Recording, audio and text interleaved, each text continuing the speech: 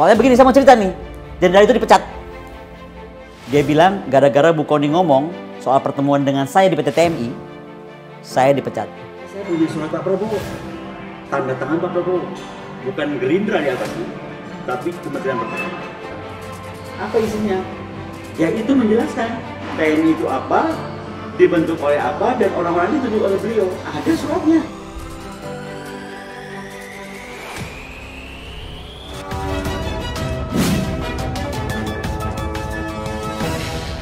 Lalu dari Kemhan ada pernyataan, Bu Koni cuma pegang template, itu bukan Renstra.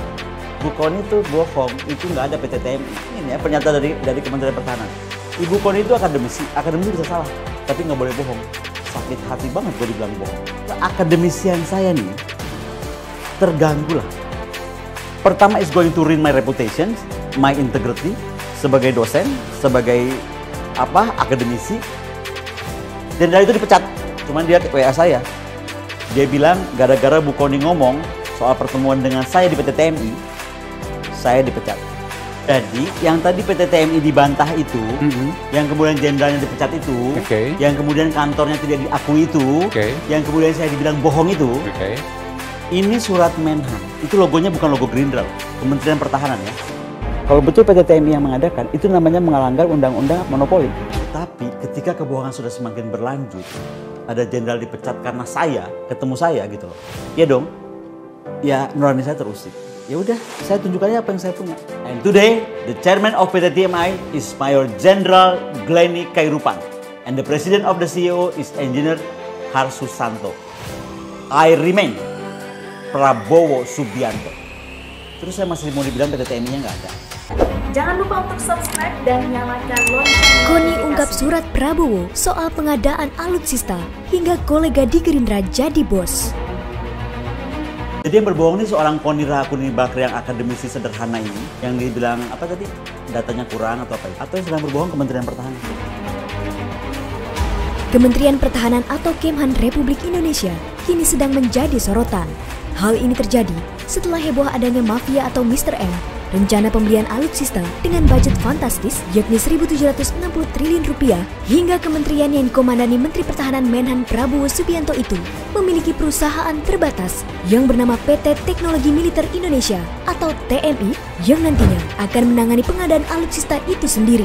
Diketahui hal tersebut terbongkar ketika seorang akademisi dan pengamat militer Koni Rahakuni Bakri secara belak-belakan mengungkapkan bahwa di tangannya ia memegang bukti mengenai keberadaan PT TMI yang tertuang dalam surat resmi berkop Kementerian Pertahanan dan ditandatangani langsung oleh Menhan Prabowo sejak 16 November 2020 silam.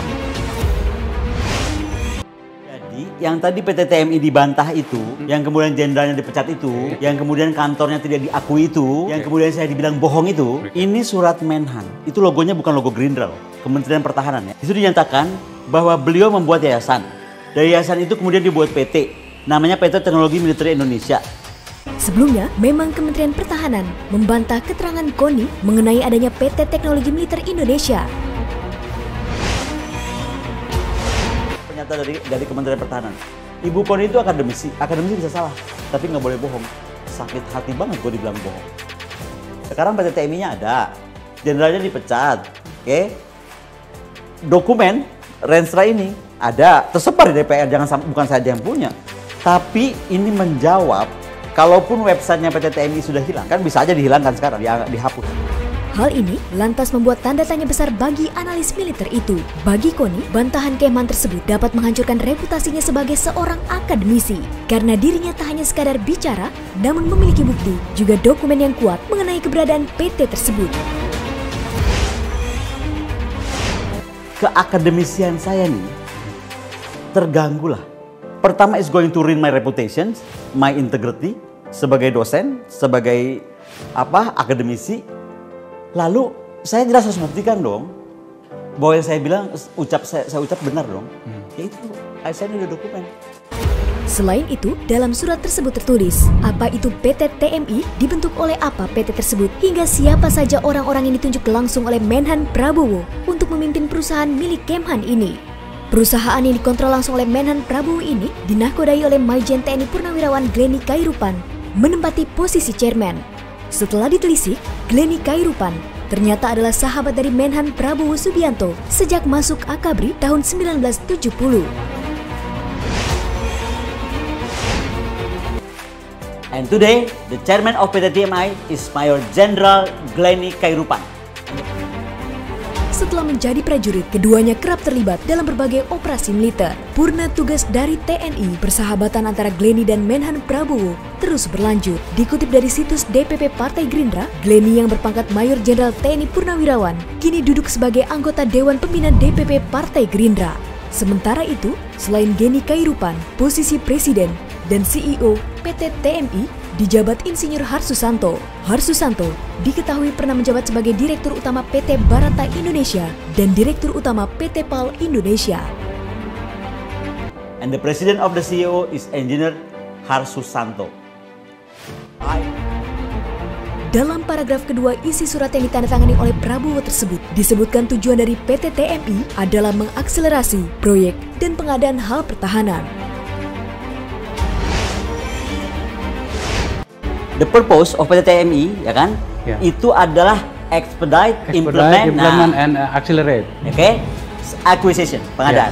Diketahui PT TMI sendiri lahir dari sebuah yayasan, yakni Yayasan Kesejahteraan Pendidikan dan Perumahan atau YKPP di bawah Kementerian Pertahanan. Hal ini tentu berselimut sebuah kejanggalan. Bagi analis KONI, adanya PT TMI itu telah melanggar undang-undang. Tentunya permasalahan ini harus diluruskan oleh Menhan Prabowo.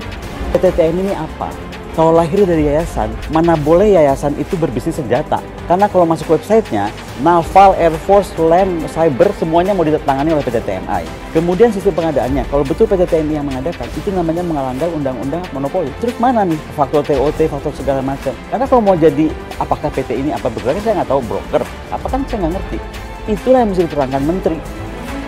Mengenai pembuktian adanya PT TMI, Goni sejak awal bercerita bahwa dirinya sempat diundang oleh seorang jenderal dalam sebuah pertemuan yang diadakan oleh PT tersebut. Bahkan belakangan diketahui, jenderal tersebut mengirim pesan lewat WhatsApp mengatakan bahwa dirinya dipecat akibat statement Goni yang mengungkapkan pada publik bahwa mereka bertemu dalam acara itu. Sekarang buktinya aja lah, Google aja sekarang PT TMI. Kalau ada nggak PT-nya? Gedungnya ada, nggak tahu kalau sekarang udah sama Zeni diberesin, saya kan nggak tahu namanya juga. Soalnya begini, saya mau cerita nih, jenderal itu dipecat. Dia bilang gara-gara Bu Koni ngomong soal pertemuan dengan saya di PT TMI, saya dipecat. Dan jenderal, dan dia hapus semua WA, tapi teks dia aja, teks saya-nya masih ada. Saya mau ngajarin tuh jenderal caranya clear chat ya. Mending kalau clear chat sekalian. Tapi dia mau clear chat 1000 kali juga, semua apa di sini tuh masuk ke email. Di sisi lain, Goni berterus terang bahwa dirinya sangat menghormati Prabowo Subianto sebagai menteri, juga Kementerian Pertahanan sebagai sebuah institusi. Namun nuraninya terusik jika ia harus terus membiarkan sebuah kebohongan berlanjut. Ini yang selama ini saya cuma bilang saya ada data, tapi kan terus dibantah. Terus terang ternyata saya nggak mau buka, karena saya masih sangat menghormati Pak Prabowo. Saya sangat menghargai institusi Kementerian Pertahanan. Tetapi ketika kebohongan sudah semakin berlanjut, ada jenderal dipecat karena saya, ketemu saya gitu. Ya dong, ya nurani saya terus sih. Ya udah, saya tunjukkan aja apa yang saya punya. Dan ini bukan cuma saya yang punya. Komisi 1 juga pada punya semua. Dunia pertahanan memang identik dengan rahasia negara. Akan tetapi, jika hal itu terkait dengan kepentingan publik seperti penggunaan anggaran, tentu harus ada keterbukaan.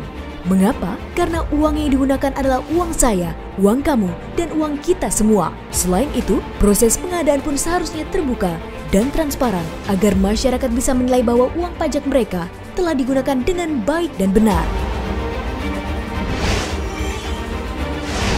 Ini uang negara loh, mau dia bentuknya kredit ekspor kah? Mau pinjaman luar negeri kah? Hantu belau apa saya nggak tahu. One day yang akan bayar ini tuh adik-adik kita.